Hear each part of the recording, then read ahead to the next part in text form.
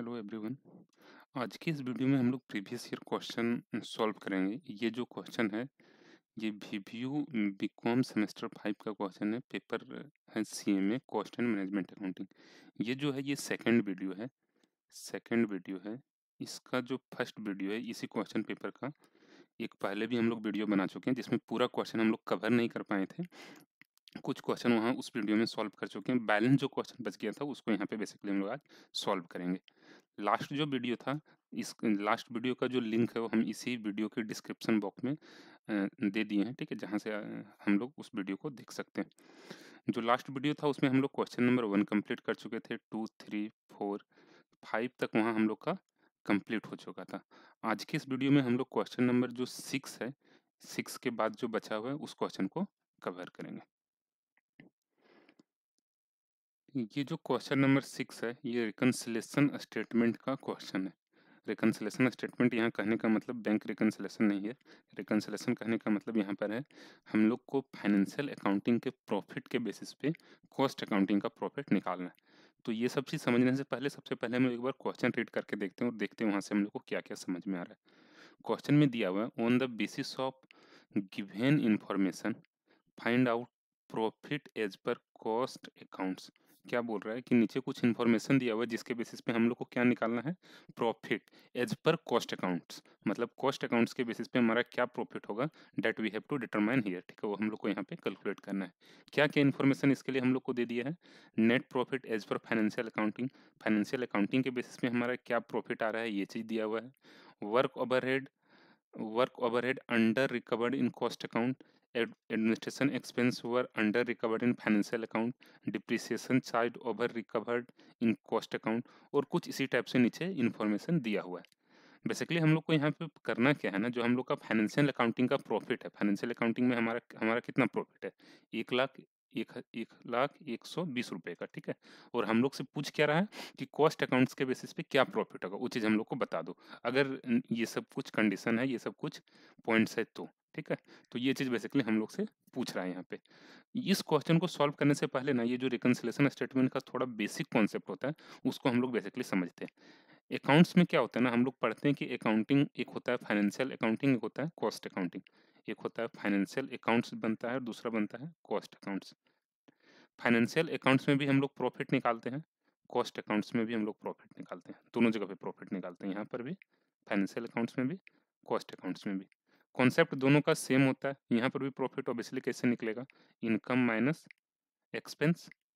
यही चीज़ हमारा cost accounting भी बोलता है, इनकम माइनस एक्सपेंस, ठीक है। इनकम में एक्सपेंस को लेस करेंगे, हमारा क्या आ जाएगा, कॉस्ट अकाउंट्स का प्रॉफिट। मतलब इस तरह से हमारा प्रॉफिट निकलता है, या हम फाइनेंशियल अकाउंट में निकालें या कॉस्ट अकाउंट्स में निकालें। जनरली होता क्या है ना, प्रॉफिट हमारा दोनों जगह पे सेम होना चाहिए, फाइनेंशियल अकाउंटिंग में भी और कॉस्ट अकाउंटिंग में भी, क्योंकि दोनों जगह तो हमारा इनकम सेम है। एक ही बिजनेस है, इनकम तो सेम हुआ होगा, एक्सपेंस भी सेम हुआ होगा। बट ऐसा होता नहीं है।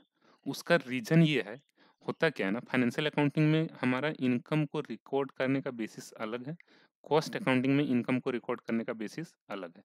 अलग कहने का मतलब ये हुआ, फाइनेंशियल अकाउंटिंग में क्या होता है ना, हम लोग हर एक तरह की इनकम को इंक्लूड कर लेते हैं। जैसे अगर मान लेते हैं हमारा एक बुक का दुकान है, एक हमारा बुक शॉप है, तो यहाँ पे जो हमारा बुक शॉप है, बुक शॉप कहने का मतलब यहाँ पे जो हमारा मेन ऑपरेशन है, मेन हमारा इनकम का सोर्स है, ये क्या हो गया, बुक को सेल करना, खरीदेंगे और सेल करेंगे, इससे जो प्रॉफिट आ रहा है इसको तो हम लोग फाइनेंशियल अकाउंटिंग में लेते ही हैं।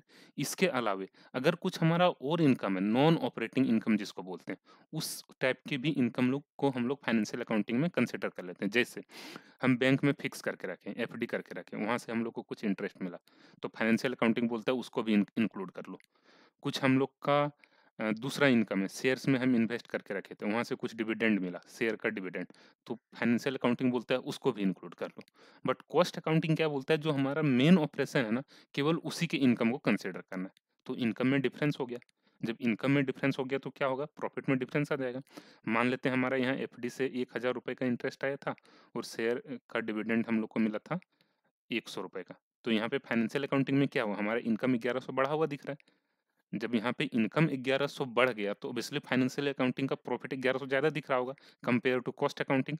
मतलब कॉस्ट अकाउंटिंग में जो हमारा प्रॉफिट दिखेगा उससे ज़्यादा दिखेगा फाइनेंशियल अकाउंटिंग में। क्यों? क्योंकि यहाँ पे हम लोग इनकम कुछ ज़्यादा इनकम यहाँ पे ले चुके हैं। जैसे ये एफडी से जो इंटरेस्ट मिला, फाइनेंस शेयर के डिविडेंड से जो इंटरेस्ट मिला, ठीक है? डिविडेंड मिला, ये दोनों को हम लोग फाइनेंशियल अकाउंटिंग में कंसिडर कर चुके हैं। बट कॉस्ट अकाउंटिंग बोलता है नहीं, हम लोग ऐसा नहीं करेंगे। वो बोलता है जो हमारा मेन ऑपरेशन है उसी की इनकम को कंसिडर करना है, ठीक है? तो इस तरह से हमारा प्रॉफिट में क्या हो जाता है, डिफरेंस हो जाता है। यहाँ पे कुछ और प्रॉफिट आएगा, यहाँ पे कुछ और प्रॉफिट आएगा।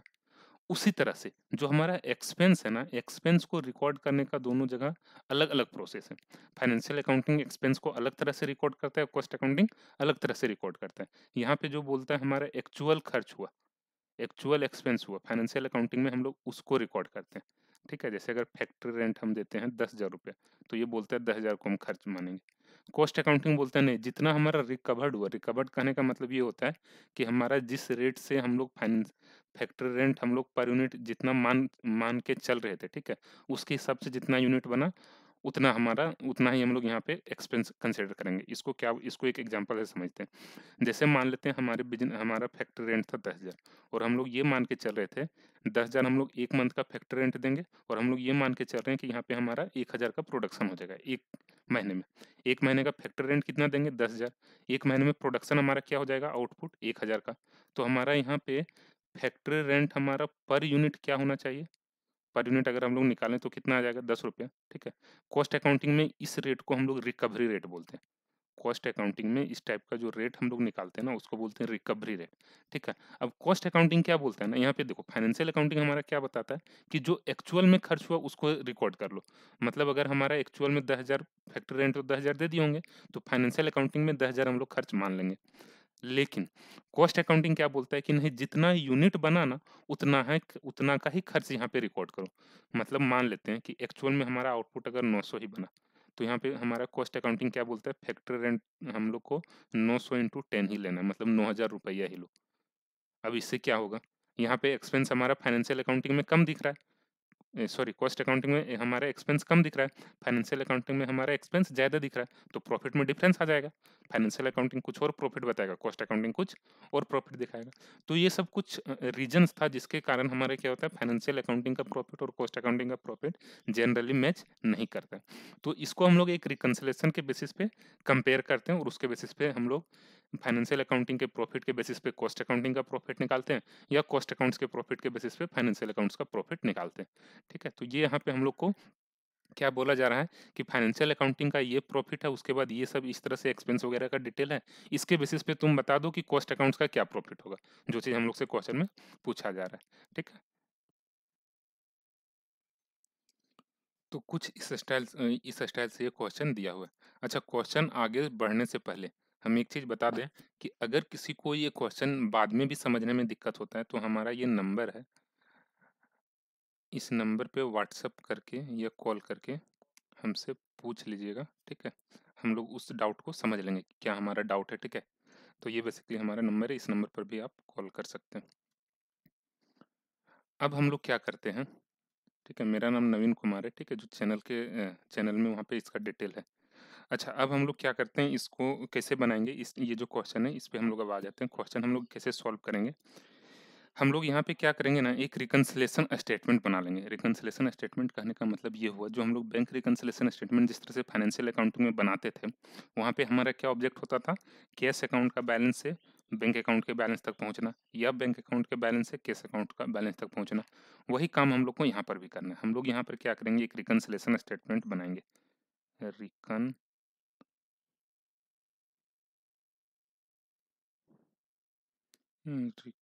Reconciliation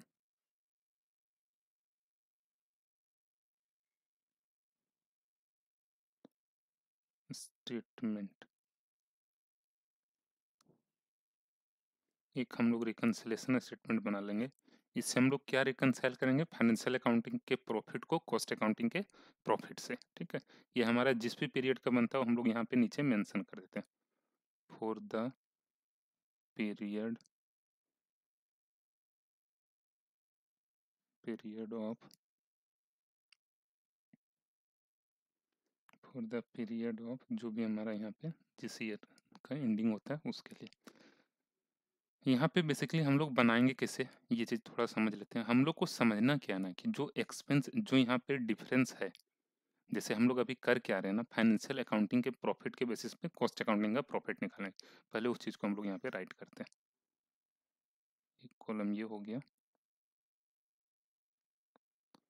profit as per financial accounts.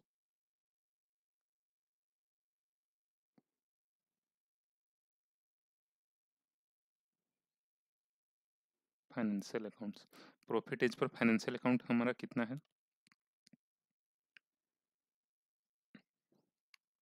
1,01,020 का प्रॉफिट है। अब हम लोग ये हर एक आइटम को समझते जाते हैं कि जो हमारा यहाँ पे आइटम दिया हुआ है, इससे हमारा अल्टीमेटली कॉस्ट अकाउंटिंग के प्रॉफिट पे क्या इम्पैक्ट आया होगा, क्योंकि हम लोग को पहुंचना कहाँ है, कॉस्ट अकाउंट्स के प्रॉफिट पे। तो हम लोग ये देखेंगे कि ये जो डिटेल दिया हुआ है ना, इससे कॉस्ट अकाउंट्स का प्रॉफिट बढ़ गया होगा या घट गया होगा। और अगर बढ़ जाएगा तो ऐड कर देंगे, अगर घट जाएगा तो यहाँ पे लेस कर देंगे। ठीक है, जैसे इसको यहाँ पे समझते हैं, ये क्या बोल रहा है, work overhead under recovered in cost accounts. जो हमारा वर्क ओवरहेड है ना, वर्क ओवरहेड कहने का मतलब factory work over factory overhead, ठीक है, ये हमारा अंडर रिकवर्ड हुआ है कॉस्ट अकाउंट्स में, कितने से, 4,000 से। इसका मतलब ये हुआ, जो अभी हम लोग एग्जाम्पल में समझ रहे थे कि हमारा एक्चुअल में एक्सपेंस कितना हुआ था, 10,000 फैक्ट्री रेंट का, और कॉस्ट अकाउंटिंग में हमारा कितना रिकवर हो पा रहा था, 9,000 का रिकवरी हो रहा था। तो ये जो 1,000 का डिफरेंस आ रहा है ना, इसको बोलते हैं अंडर रिकवरी। ठीक है, मतलब एक्चुअल में जो खर्च हुआ और एक्चुअल में हमारा जो एब्जॉर्ब हो पा रहा है ओवरहेड, ठीक है, तो दोनों का जो डिफरेंस होता है उसको बोलते हैं अंडर रिकवरी या ओवर रिकवरी। तो यहाँ पे क्या बोल रहा है ना, वर्क ओवरहेड जो हमारा है ये अंडर रिकवर्ड है। अंडर रिकवर्ड कहने का मतलब कॉस्ट अकाउंटिंग में हम लोग का कम वर्क ओवरहेड का लोड आ रहा है। ठीक है, वर्क ओवरहेड हमारा क्या, हमारे बिजनेस का एक टाइप का एक्सपेंस है। ठीक है, तो अगर कॉस्ट अकाउंट्स में कम वर्क ओवरहेड आ रहा है तो कॉस्ट अकाउंट्स का प्रॉफिट क्या होगा, बड़ा होगा। एक्सपेंस अगर हमारा एक्सपेंस अगर कम है तो प्रॉफिट क्या होगा, बढ़ जाएगा, ऑब्वियसली प्रॉफिट बढ़ेगा, प्रॉफिट हमारा ज़्यादा दिखेगा। अगर एक्सपेंस ज़्यादा है तो प्रॉफिट कम दिखेगा, इनकम में ये रिवर्स हो जाएगा। इनकम में क्या हो जाएगा, अगर इनकम हम लोग देख लेते हैं, इनकम और प्रॉफिट, इनकम अगर ज़्यादा है तो प्रॉफिट ज़्यादा, इनकम अगर कम तो प्रॉफिट भी कम। ठीक है, इस तरह से हम लोग को यहाँ पे ये समझना पड़ेगा। ठीक है, यहाँ पे क्या हो रहा है, work overhead under recovered in cost account, मतलब कॉस्ट अकाउंट्स में हमारा वर्क ओवरहेड कम है, कम खर्च वहाँ पे दिख रहा है, कितना, 4,000 से। तो अगर वर्क कॉस्ट अकाउंट्स में 4,000 कम हमारा एक्सपेंस दिख रहा होगा तो कॉस्ट अकाउंट्स का प्रॉफिट क्या होगा, ज़्यादा ज़्यादा दिखना चाहिए। ठीक है, बढ़ा हुआ दिखना चाहिए। तो यहाँ पे हम लोग इसको क्या करेंगे, ऐड कर देंगे। मतलब वहाँ पे क्या हुआ होगा, 1,00,000 का हमारा जो ये प्रॉफिट है ना एज पर फाइनेंशियल अकाउंटिंग, तो वहाँ पे 4,000 ज़्यादा दिख रहा होगा हमारा प्रॉफिट। ठीक है, तो यहाँ पे ऐड करेंगे under recovery, under recovery of works overhead, मतलब अल्टीमेटली इस आइटम का कॉस्ट अकाउंट्स के प्रॉफिट पे क्या इम्पैक्ट पड़ा होगा, ये चीज़ हम लोग को समझना है। अगर इस एक्सपेंस से हमारा प्रॉफिट बढ़ गया होगा तो यहाँ पे ऐड करेंगे, अगर घट गया होगा किसका, कॉस्ट अकाउंट्स का, जिसका हम लोग निकाल रहे हैं, कॉस्ट अकाउंट्स का प्रॉफिट निकाल रहे हैं ना, तो कॉस्ट अकाउंट्स के प्रॉफिट में इसका इम्पैक्ट समझेंगे कि वहाँ पे इसका क्या असर पड़ा होगा। अगर वहाँ पे बढ़ गया होगा प्रॉफिट तो यहाँ पे ऐड कर देंगे, अगर कॉस्ट अकाउंट का प्रॉफिट घट गया होगा तो यहाँ पे लेस कर देंगे। ठीक है, तो यहाँ पे क्या लिख दिया हम लोग, under recovery of work overhead, कितना, 4,000 रुपये, 4,000 रुपये का ये हमारा माइनस में है।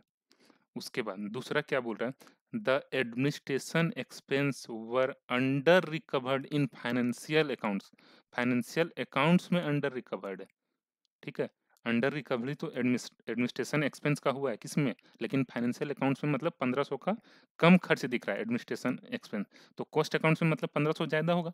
ठीक है, ये 1,500 कम अगर यहाँ पे हम लिख रहे हैं अंडर रिकवरी, तो किसके कंपेयर में, कॉस्ट अकाउंट से कंपेयर में, मतलब कॉस्ट अकाउंट्स में क्या हुआ, हमारा एक्सपेंस ज़्यादा दिखा होगा। मीनिंग हम लोग को समझना पड़ेगा।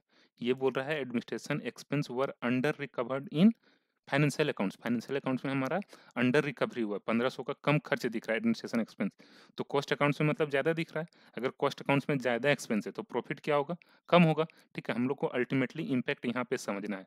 ठीक है, profit as per cost accounts, cost accounts पे हमारा कॉस्ट अकाउंट्स के प्रॉफिट पे क्या इम्पैक्ट आएगा ना, ये चीज़ समझना पड़ेगा। ठीक है, तो यहाँ पे कॉस्ट अकाउंट्स में हमारा ज़्यादा एक्सपेंस होगा 1,500 का, अब ज़्यादा एक्सपेंस है तो प्रॉफिट में क्या इम्पैक्ट आया होगा, कम हो गया होगा प्रॉफिट, तो यहाँ पे इसको लेस करेंगे।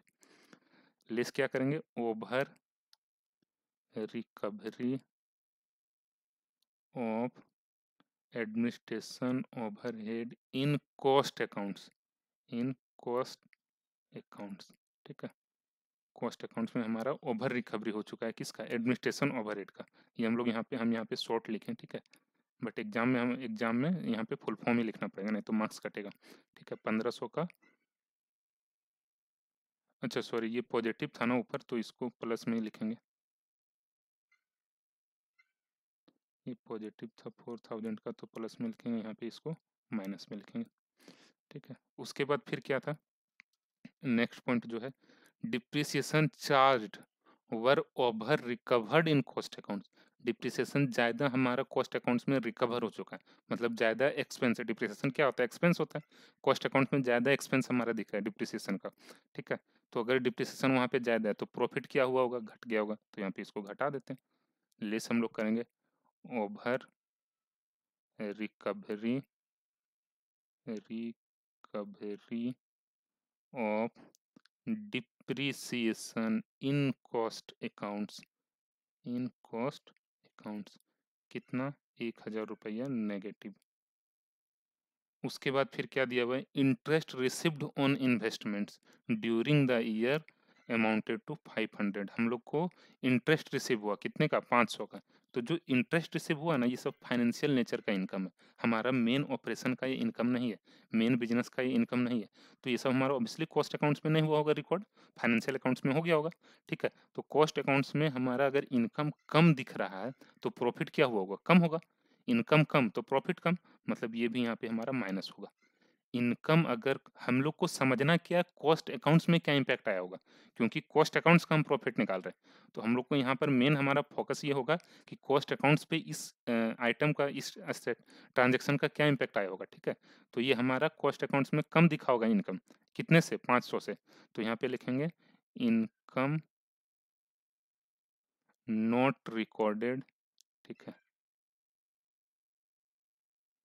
In cost accounts. Cost accounts में हम लोग इनकम को जो नहीं रिकॉर्ड किए, यहाँ पे ब्रैकेट में दिखा देंगे, इंटरेस्ट ऑन इन्वेस्टमेंट, ठीक है। कितने का ये है, 500 का, तो यहाँ पर हमारा 500 ये नेगेटिव। उसके बाद इसी तरह से नीचे है, the transfer fee amounting to 120 were received during the year in connection with registration of transfer of share. The transfer fee amounting to 120, 120 रुपये का ट्रांसफर फी कंपनी रिसीव किया है, ठीक है। जो शेयर ट्रांसफर किया ना, एक आदमी से दूसरे आदमी, एक शेयर होल्डर से दूसरे शेयर होल्डर के पास, उसके लिए कंपनी को कितना मिला, 120 रुपये का ट्रांसफर फी मिला। तो ये भी हमारे कॉस्ट अकाउंट्स में नहीं गया होगा, ये भी हमारे कॉस्ट अकाउंट्स में नहीं गया होगा, किस में होगा, फाइनेंशियल अकाउंट्स में होगा। मतलब फाइनेंशियल अकाउंट्स में ज़्यादा इनकम, कॉस्ट अकाउंट्स में कम इनकम। कॉस्ट अकाउंट्स में कम इनकम तो प्रॉफिट भी कम हो गया होगा, तो यहाँ पे लेस कर देंगे, प्रॉफिट घट गया तो यहाँ पर घटा देना। Transfer fee, transfer fee not recorded in cost accounts, recorded in cost accounts, ठीक है। कॉस्ट अकाउंट्स में जो हम लोग ट्रांसफर पे रिकॉर्ड नहीं किए, कितने का, 120 का, ये भी हमारा नेगेटिव हो जाएगा। फिर हम लोग क्या करेंगे, यहाँ पे एक और आइटम दिया हुआ है, the provision for income tax made in the financial accounts. Provision हम लोग मेड किए, प्रोविजन हम लोग बनाए बुक्स में, कितने का, 49,000 का। तो प्रोविजन मतलब क्या हुआ, एक टाइप का एक्सपेंस, ठीक है। ये हम लोग एक्सपेंस किस में, फाइनेंशियल अकाउंट्स में रिकॉर्ड कर लिए, लेकिन कॉस्ट अकाउंट्स में नहीं करते। कॉस्ट अकाउंट्स में प्रोविजन वगैरह नहीं किया जाता है, टैक्स का प्रोविजन को हम लोग वहाँ पे रिकॉर्ड नहीं करते हैं, ठीक है।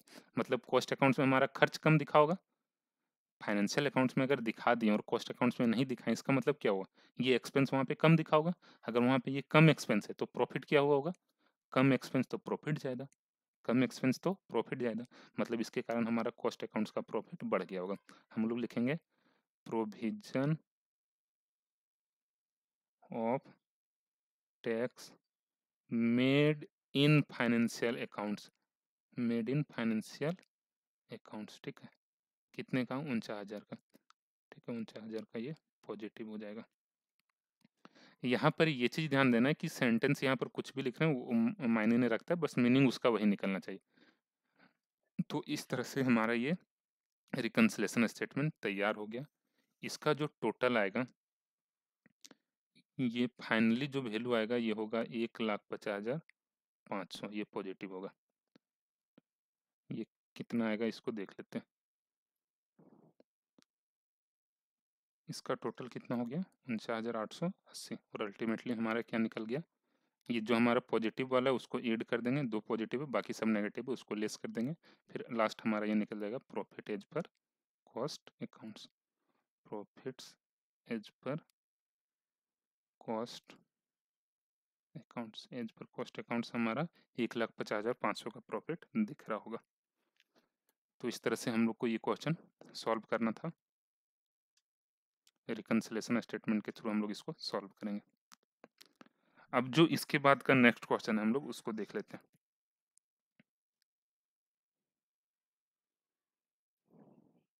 नेक्स्ट क्वेश्चन है ये question number 7। From the following figures show the cost of 3 process of manufacturer.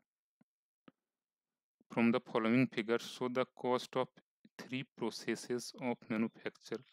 The production of each process is passed on the next process immediately on completion। ठीक है, ये क्या बोल रहा है, हम लोग को तीनों प्रोसेस का कॉस्ट निकालना है। हर एक प्रोसेस का जो हमारा प्रोडक्शन होता है, आउटपुट होता है, वो तुरंत नेक्स्ट प्रोसेस में ट्रांसफर हो जाता है। ये चीज़ यहाँ पे बोल रहे हैं। नीचे कुछ स्टेप से डिटेल दिया हुआ है। Process A account, process B account, ये जो है ये थोड़ा गलत लिखा है, टाइपिंग मिस्टेक है। ये प्रोसेस बी अकाउंट होगा, ये प्रोसेस सी अकाउंट होगा। 3 प्रोसेस है, ठीक है। इस तरह से हम लोग को यहाँ पे एक प्रोसेस अकाउंट बनाना है। उसके बाद लास्ट क्वेश्चन जो है right notes, short notes on following cash flow statement और करेंट रेशियो। ये तो सिंपल क्वेश्चन है। और नीचे क्या पूछ रहा है, कैश फ्लो स्टेटमेंट का फॉर्मेट भी बनाने के लिए बोल रहा है। Question number 8। हम लोग अभी क्वेश्चन नंबर 7 को सॉल्व करते हैं। यहाँ पे हम लोग को करना क्या है, 3 प्रोसेस अकाउंट बनाना है, प्रोसेस ए, प्रोसेस बी और प्रोसेस सी। सबसे पहले हम लोग लिखते हैं process A account, process A account.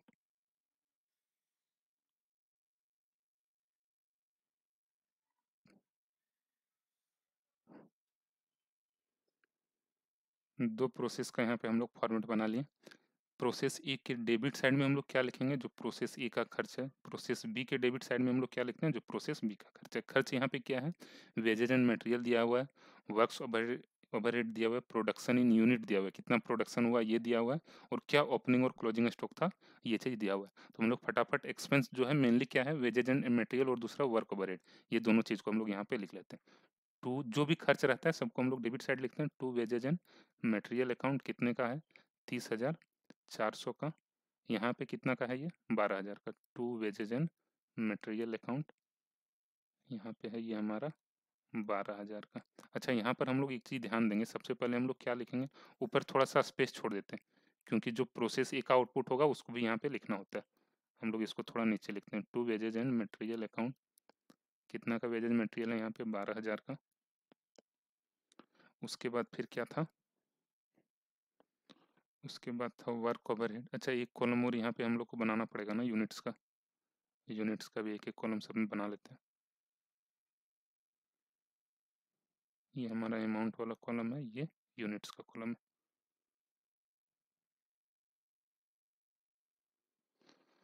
फिर क्या है, टू वर्क्स ओवरहेड, यहाँ पर भी लिखेंगे to works overhead.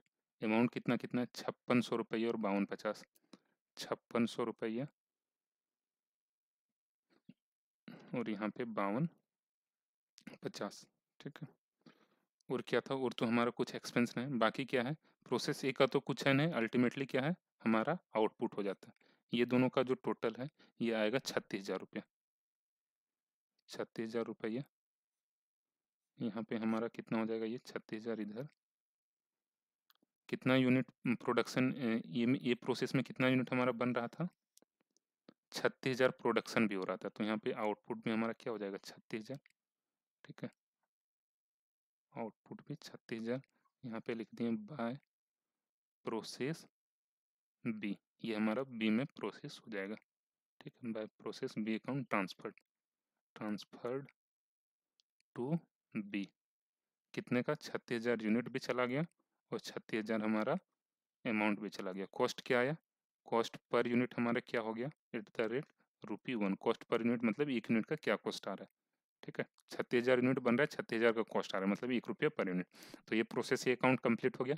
Process B कैसे बनाएंगे, सबसे पहले लिखेंगे opening stock, to opening stock. और क्या था, ओपनिंग स्टॉक भी है। फिर हमारा जो प्रोसेस ए वाला है वो यहाँ पे आ जाएगा, टू प्रोसेस ए का जो आउटपुट है वो यहीं पे आएगा ना, टू प्रोसेस ए अकाउंट। यहाँ पे हमारा यूनिट इधर लिखना है, इधर हम लोग रुपये लिखेंगे अमाउंट, यहाँ पर भी यूनिट, यहाँ पे रुपये।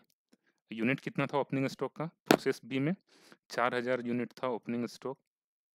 और क्लोजिंग स्टॉक हमारा था bye closing stock, closing stock जो है ये 1,000 यूनिट्स है। ये हमारा यहाँ पे टोटल हो जाएगा, यहाँ पर इधर ये टोटल हो जाएगा। प्रोसेस ए से कितना आया है, 36,000 यूनिट आया है, यहाँ पे 36,000 अमाउंट इसका, ठीक है। और तो इधर कुछ है नहीं। अच्छा अब यहाँ पे क्या है ना, ओपनिंग स्टॉक का वैल्यू नहीं दिया हुआ, ना ही क्लोजिंग स्टॉक का वैल्यू दिया हुआ। तो इस सिचुएशन में हम लोग क्या मानेंगे, प्रोसेस बी में जो ओपनिंग स्टॉक है ये क्या होगा, प्रोसेस ए का आउटपुट। क्यों, क्योंकि प्रोसेस बी का जो भी हमारा एफजी बनता है ना, ये प्रोसेस सी में चला जाता है, और प्रोसेस ए वाला किस में आ जाता है, बी में, जो चीज क्वेश्चन में लिखा हुआ भी था। ठीक है, यहाँ पे लिखा था production of each process is passed on the next process immediately on completion. जैसे प्रोडक्ट हमारा बनता है उसको नेक्स्ट प्रोसेस में पास ऑन कर देते हैं। ठीक है, मतलब प्रोसेस ये जो यहाँ पे ओपनिंग स्टॉक है ये बेसिकली है क्या, प्रोसेस ए का आउटपुट। यहाँ पे क्लोजिंग स्टॉक भी जो है ये क्या है, प्रोसेस ए का आउटपुट। ठीक है, इसका बी वाला यहाँ पे कुछ नहीं रहेगा, बी का सारा चीज हमारा सी में चला जाएगा। अब अगर कुछ रेट यहाँ पे नहीं दिया है तो हम लोग जो इसका रेट आया ना, यहाँ पे कैलकुलेट करके कितना आया था, ₹1 पर यूनिट, तो यहाँ पे हम लोग वही रेट मान लेंगे, मतलब 4,000 यूनिट का 4,000 रुपया और 1,000 यूनिट का 1,000 रुपया। इस तरह से हमारा टोटल 40,000 यहाँ पे इनपुट हम लोग इस प्रोसेस में दिए। हमारा टोटल कॉस्ट कितना आ गया, 57,000 रुपया ये आएगा, 57,250, 57,250 रुपया। 40,000 हमारा यहाँ यूनिट बनना चाहिए था, कितने में, 57,250 रुपया खर्च। अब क्रेडिट साइड में क्या जाएगा, जो हमारा एक्चुअल में आउटपुट हुआ, मतलब बाय प्रोसेस सी अकाउंट, यहाँ से हमारा ये प्रोसेस सी अकाउंट में चला जाएगा। कितना जाएगा, प्रोसेस सी अकाउंट में कितना जा रहा है, प्रोडक्शन यहाँ पे कितना हो रहा है, 37,500 यूनिट हमारा प्रोडक्शन हो रहा है बी में, तो यहाँ पे लिख दिया 37,500। ठीक है, अच्छा अब यहाँ पे यूनिट में थोड़ा सा शॉर्ट कर जाएगा, इनपुट दिए 40,000 का लेकिन आउटपुट कितने का हुआ, 37 एक 38,500 का, तो 1,500 यूनिट गया कहाँ, ये हमारा एक्चुअली में प्रोसेस लॉस है, बाय लॉस। ठीक है, ये हमारा लॉस हो जाएगा बैलेंसिंग फिगर, ये हमारा आउटपुट का कॉलम क्लोज। ठीक है, और इसका हम लोग यहाँ पे कोई वैल्यू नहीं लेंगे। अब टोटल हमारा खर्च कितना था, 57,250, उसमें से 1,000 का क्लोजिंग स्टॉक बच ही गया था, मतलब ये फिर कितना का खर्च हुआ हमारा यहाँ पे, 57,250 में 1,000 का हमारा यहाँ पे ये बच गया, तो बचा 56,250 रुपये का खर्च हो गया। ठीक है, जो हमारा यूनिट बी से बना उसका। यहाँ पे हमारा सीपीयू क्या आ जाएगा, कॉस्ट पर यूनिट, इसको निकाल लेंगे, ये हमारा आ जाएगा @1.5। ठीक है, कैसे इसको निकालें, अमाउंट इधर का टोटल कर दिए, यूनिट यूनिट वाला तो कॉलम सबसे पहले यूनिट वाला समझते हैं, यूनिट का टोटल किए, इधर भी टोटल किए, जो हमारा यहाँ पे निकल रहा था, घट रहा था, ये हमारा बैलेंस आ जाएगा, बैलेंस क्या हो जाएगा, लॉस हो जाएगा। ठीक है, टोटल 40,000 यूनिट दिए थे, लेकिन यहाँ पे 38,500 हो रहा था, तो 1,500 कहाँ से शॉर्ट किया, वो हमारा एक तरह का लॉस हो गया। 37,500 का प्रोडक्शन हुआ और 1,000 का क्लोजिंग स्टॉक स्टॉक बच गया, फिर भी तो 1,500 शॉर्ट कर रहा है, ये लॉस हो गया। ठीक है, तो यूनिट वाला कॉलम तो क्लोज, अमाउंट वाला कॉलम में क्या करेंगे, डेबिट साइड का टोटल 57,250, क्रेडिट साइड का टोटल कितना था, 1,000 केवल ये था, तो जो भी बैलेंस बच रहा है ये हमारा इसमें आ जाएगा, मतलब आउटपुट के कॉस्ट में आ जाएगा। ठीक है, मतलब 56,250 रुपया लगा कितना यूनिट बनाने के लिए, 37,500 बनाने के लिए।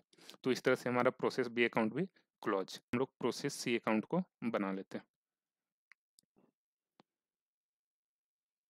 प्रोसेस सी अकाउंट यहीं पे बना रहे हैं, सबसे पहले क्या लिखेंगे, टू ओपनिंग स्टॉक, क्या ओपनिंग स्टॉक है, to process B, process B से जो आया ये लिखेंगे, टू वेजेज एंड मटेरियल, कितना का वेजेज एंड मटेरियल लगा, उसके बाद और खर्च क्या है, to works overhead. Opening stock हमारा कितना था, प्रोसेस सी का 16,500 और closing stock 5,500 by closing stock, closing stock 5,500 unit है, सबसे पहले यूनिट वाले कॉलम में लिख लेते हैं। ओपनिंग स्टॉक 16,500, प्रोसेस बी से आया 37,500 यूनिट, इधर हम लोग को कुछ नहीं लिखना है। अमाउंट इसका कितना हो जाएगा, जो प्रीवियस का रेट था, यहाँ पे रेट नहीं दिया हुआ है, तो लास्ट प्रोसेस का जो कॉस्ट पर यूनिट आया था उसी से इसको मल्टीप्लाई करके लिख लेंगे। ये हमारा आ जाएगा 24,750 रुपया, और ये आ जाएगा 5500 का 8,250 रुपया। 37,500 का क्या कॉस्ट था, 56,250 रुपये, ये यहाँ पे लिख दिए। यहाँ पे हम लोग का मटेरियल कितना था, 29,250। 6,000 रुपये का वर्क ओवर हेड टोटल इधर करेंगे, और यहाँ पे हमारा हो जाएगा बाय फिनिश स्टॉक। टोटल ये कितना यूनिट हो जा रहा है, 54,000 यूनिट। 54,000 यूनिट, 37,500 पिछला प्रोसेस से आया 20 से, और 16,500 ओपनिंग स्टॉक था। ठीक है, यहाँ पे हमारा क्या है, फिनिश स्टॉक कितना हो गया, 48,000 यूनिट हमारा बना। 48,000 यूनिट बना तो कितना हो गया, 54,000। इधर टोटल हमारा होना चाहिए 48 और 5 कितना हो रहा है, 8 5 13, 53,500 यूनिट हमारा हो रहा है, बट यहाँ पे 54,000 है, तो 500 क्या हो गया हमारा, ये लॉस हो गया, बाय लॉस। बाय लॉस ये हमारा बैलेंसिंग फिगर है, 500 रुपये ये बैलेंस हो निकल गया। इसका कुछ यहाँ पे अमाउंट नहीं लिखना है। यहाँ पे टोटल अगर करेंगे तो आ जाएगा 1,16,250 रुपया, 1,16,250 रुपया, और इसका बैलेंस आ जाएगा 1,08,000 रुपया पूरा एग्जैक्ट। इस तरह से हमारा ये कंप्लीट हो गया प्रोसेस, सी अकाउंट पे हम लोग बना लें। तो ये कुछ क्वेश्चन था प्रीवियस ईयर का, ठीक है, जिसको हम लोग सॉल्व किए। क्वेश्चन थोड़ा सा लॉजिकल था, जो प्रोसेस अकाउंट वाला क्वेश्चन था ना, ये ओपनिंग स्टॉक और क्लोजिंग स्टॉक वाला ट्रीटमेंट थोड़ा सा कंफ्यूज करता है स्टूडेंट्स को। ठीक है, बाकी सब चीज़ तो ठीक था, वैसा कुछ था नहीं कन्फ्यूजन वाला चीज़, लॉस थोड़ा सा, ये सब चीज़ हम लोग को यहाँ पे समझना पड़ेगा। और बाकी जो नेक्स्ट क्वेश्चन था इसको तो हम लोग देख ही लिए, question number 8 cash flow statement और करंट रेशियो, ये दोनों के बारे में पूछ रहा था, और कैश फ्लो स्टेटमेंट का फॉर्मेट बनाने के लिए बोल रहा था। तो ये था इस क्वेश्चन में। और उसके बाद इस वीडियो में यहीं तक, फिर जो दूसरा पेपर है उसको हम लोग इस चैनल में अपलोड कर देंगे। उसके बाद अगर आपके सर्कल में कुछ फ्रेंड्स हैं जो बीकॉम अभी कर रहा है, तो उसको प्लीज़ ये चैनल शेयर कर दीजिए, ठीक है, और सब्सक्राइब करना ऑब्वियसली बोल ही दीजिए। Thank you, thanks for watching this video.